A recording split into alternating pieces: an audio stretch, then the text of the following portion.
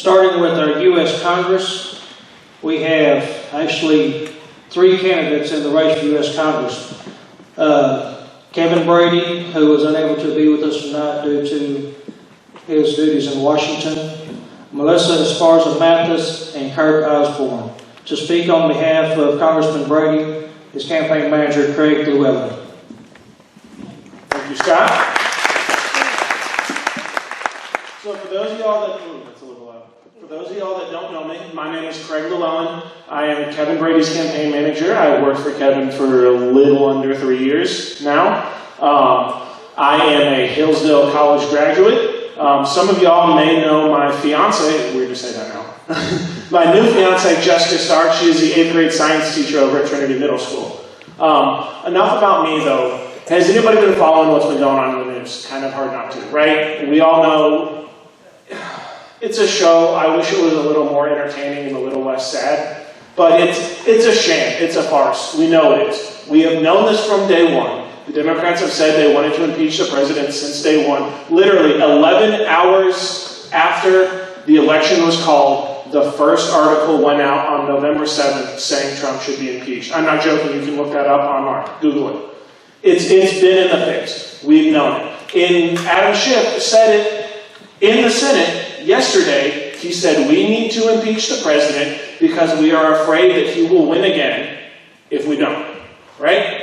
Now, you couple that with Speaker Pelosi holding on to these impeachment articles for weeks, you know how serious they are. Right? These people will stop at nothing to remove the president. And it's a shame, because he's been doing a lot of great things, right?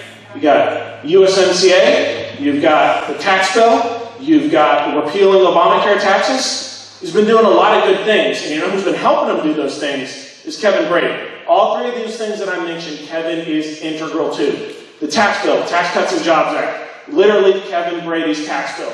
USMCA, the new NAFTA. A lot of people don't realize Kevin was in Canada. He was in Mexico with the White House's team negotiating those things, right? Repealing Obamacare taxes. In 2018, the House, 2017, excuse me, the House passed a repeal of Obamacare. We all know what happened when it got to the Senate. A rhino named John McCain voted it down, right? Tragedy, terrible. But you know what? Kevin didn't take that. He didn't sit down. He went back to work. And just a couple weeks ago, he passed a bill that included repealing Obamacare, the taxes. You might have heard the Cadillac tax and a couple other things, right?